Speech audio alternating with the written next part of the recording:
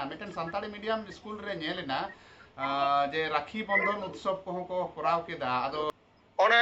onde jaha bon nyel kida মানে ভূত প্রেত বতর হতে যোগী শান্তি চোখে দেখো অথচ একবারে purely Santali medium school pre primary को এইচএস तक को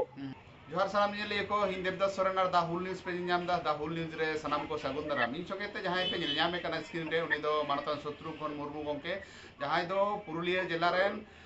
सान्ताल टीचर्स एसोसिएशन रेन सेक्रेटरी गंके कनाय गंके सागुन दाराम मार मानव जोहार हां सागुन दाराम जोहार गंके 15 तारीख रे मेटन कामी होरा पे साब का ताबोना जहां दो लालपुर महात्मा गांधी कॉलेज रे आदो ओना बखराते लई ताबोन में चेत कामी होरा पे साब का दा हाँ नय निये चांदो न सेप्टेम्बर 2024 15 तारीख आले पुरुलिया जिला रेना न लालपुर कम्युनिटी हॉल माने महात्मा गांधी कॉलेज सामना रेगे लालपुर कम्युनिटी हॉल मेना ओंडे गे नोआ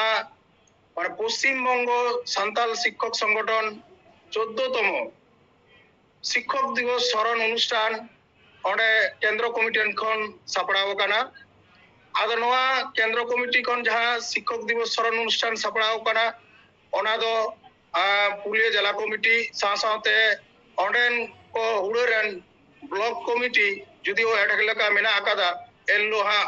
15 तारीख लो फाइनल हा उनको हा उडी काजाक सही को कमीदा जाते ओना 15 तारीख प्रोग्राम जे उनको नेवता पेड़ा साथे जहां तिना अबोरेन नुकु अबोरन डेलीगेट को हजुआ साथे न्यायालय को अनकान को आरो अबोरन सावता जहां माने भाषा निये को चर्चा कदा से भाषा निये विभिन्न रकम आंदोलन रे मेना तहे काना को मेना कोआ नोंकान को आले नोआ वेस्ट बेंगल सान्ताल टीचर एसोसिएशन पास्टा सेनकन पुरुलिया जिला कमिटी पास्टा सेनकन नेवता बड़ा हुई काना आदो नोआ रे नित पर्यंत जहां नोआ पेड़ा लेकाते पुरुलिया जिला डीपीएससी रेन राजीव लोचन सोरेन उनी कथा एम कालिया उनी तहन करा विशेष अतिथि आदो आरेन प्रधान अतिथि संधारानी टुडू कथा मेना नित पर्यंत सम्मति आरी जामोआ तीन गपा जाम लेन कान गया ओना कन्फार्म आर ओंडे लालपुर कॉलेज जहाटे आबो सान्ताली मीडियम ओंडे एप्रूवल नाम के ओना कॉलेज रेन सभापति जहां कमिटी रेन सभापति मानतन गुरुपद टुडू उनी हो मेनाया आदो नोंका कते आर उनका के भारत जगन मजी पारगना मोहरन कोनत पारगना बाबू बैद्यनाथ हांसदा साथे आले पुरुलिया जिला जिला पारगना रतनलाल टुडू राजेंदा नोंका आमदा को के नेवता हुई कना जाते एलो प्रोग्राम को उड़ी नापायते जाग जमकते पारममा साथे जहां उद्देश्य ते करा हुई कना नोआ दो नोआ कोरेन जहां तिने पुरुलिया जिला कोरे रिटायर्ड टीचर मेना काट कोआ नुकु को सारा को हुआ आर ओना साथे एलो मिटेन शारदा प्रसाद स्मृति मिटेन पुरस्कार एम हुआ आदो ओना दो हा नोआ लोहाट हाई स्कूल जहां अबोरेन गेस्ट टीचर लेकाते एहब लेद दो 16 जन गिद्रे ओंडे को भर्ती एन तबना लालपुर कॉलेज उनिया माने आयु सुतुते उनी गे एलो बुद्धेश्वर माझी ओंडे शारदा प्रसाद किसकू ओना स्मृति सम्मान एम हुई कना उनी एलो सम्मान हुआ ओना साल को ओना आले जहां आले व्यवस्था दहा आर साथे ओना जहां तिना उनकाना उपकरण को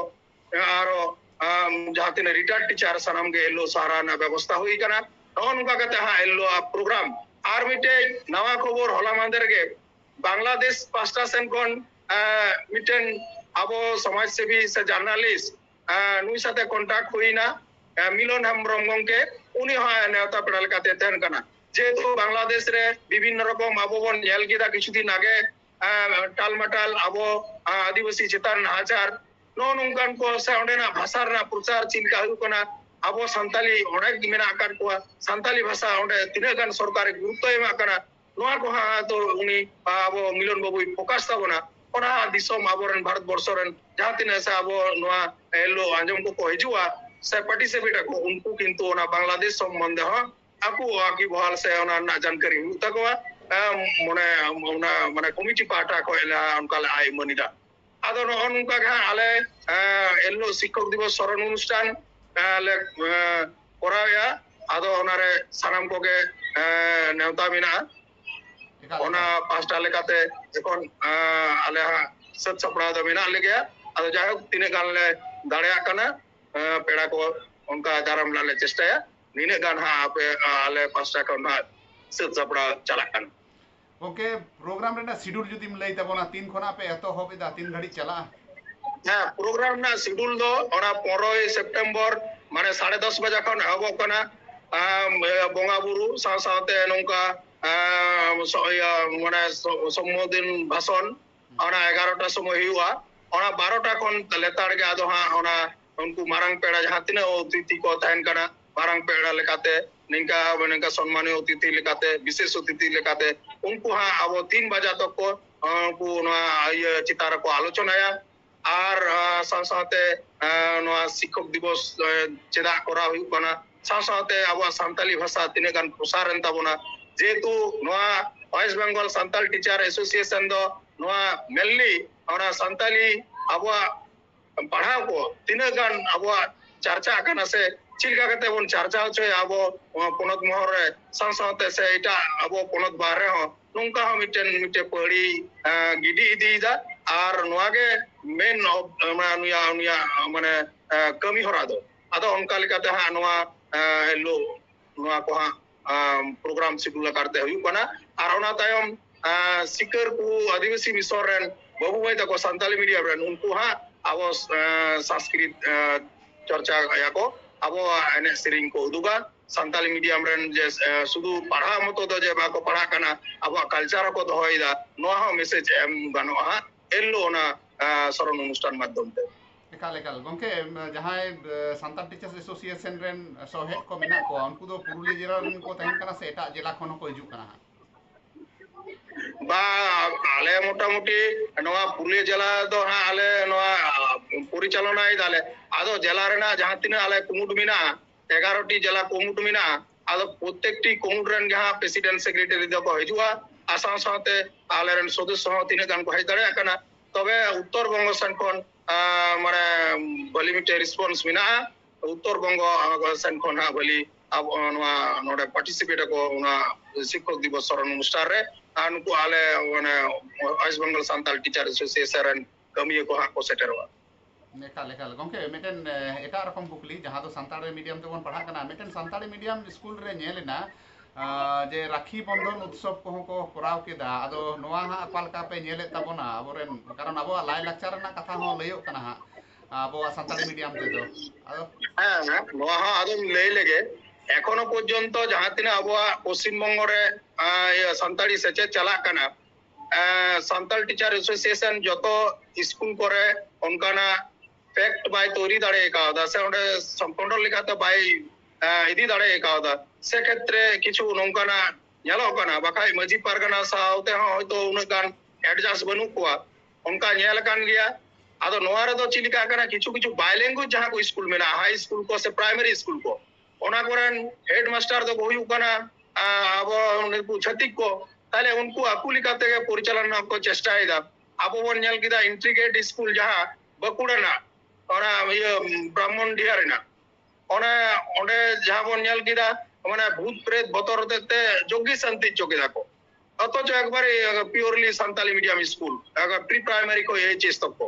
ताले नहन उनका मिटेन जेतु दिकु टीआईसी मिना को नहन का परिचालना कना नित पर्यंत उनका भाबते जेमन उर्दू को चला कना प्रतिटी आपको कल्चर लेकात को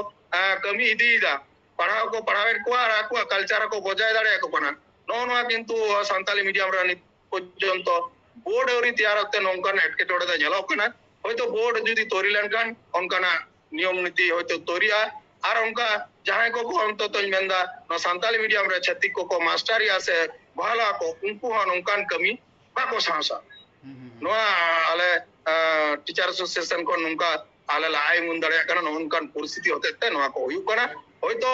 हापेन दिन रे नोआ को चिकाते चाबा हुआ नोआ परिकल्पना हताव रना व्यवस्था साथे आबोरे उनकान को जहां संगठन मिना को भारत जाकान मजी पारगाना नुकु साथे दुड़ुब तिंगु कते चिका कते नवा को आबो बन हर समटा दाड़िया आबो पढ़ा साथ आबो लाई लाक्चर चिका कते बन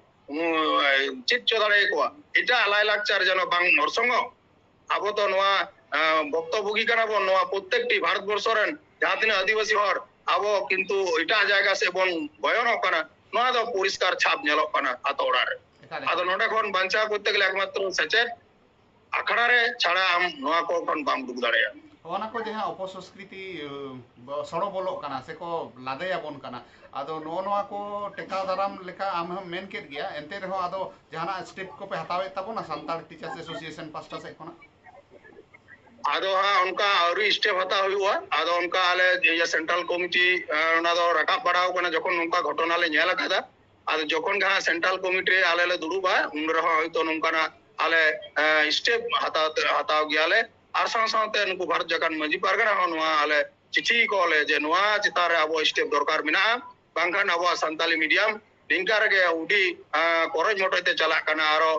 माने सामाजिक भावते विकृति कान तबोना नवा को आबो नेल दाराम दरकार मिना बांखान आबो बाबन टेका दाराम दरेया नवा को आले उनकु ठेन कथा ले गिडिया नोंकान चिंता भावना ले दहो कदा एकाल गंके अडी अडी सारहाव अतो मुचे रे चेत रहा बार्ताम मा को चेत काम नेवता को ओना कोरन सुर सुपुर कोरन जहाय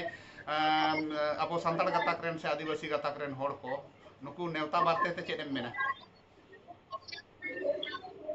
आदो सानाम को के आले पुलिया जिला कमिटी जेतु ले गो कादा आदो ओना लेकाते सानाम को के नवा जे चैनल माध्यम ते जे रोड दा दा हुल न्यूज पाटासन कोन नवा माध्यम तो आले नेवता सकाम ले चाले जे जहां तिना नोंका आबो संताली मीडियम माने भाषा दरो दियो को सानाम को के नेवता तेन कना एल्लो मा सेटर तबन पे जहां तिना आबो शिक्षक को समाने सानाम नवा नोंकान दरो दियो मिना काट बोना समाज सेवी को एल्लो बन सर सेटर मा आर एल्लो प्रोग्राम शिक्षक दिवस स्मरण अनुष्ठान बन सकी सबाई मा नवा के आले पुलिया जिला कमिटी पास्टा सेन कोन नेहर अरदास तेन कन अड़ी अड़ी सारहाव गंके अब बन आंजम किदा मानतान शत्रुघ्न मुर्मू गंके जहां दो सान्ताड़ टीचर्स एसोसिएशन पुरुलिया जिला रेन सेक्रेटरी गंके कनाय नुया कथा मा एनखान गंके नित लेका दलांग मुचेदा जोहार गे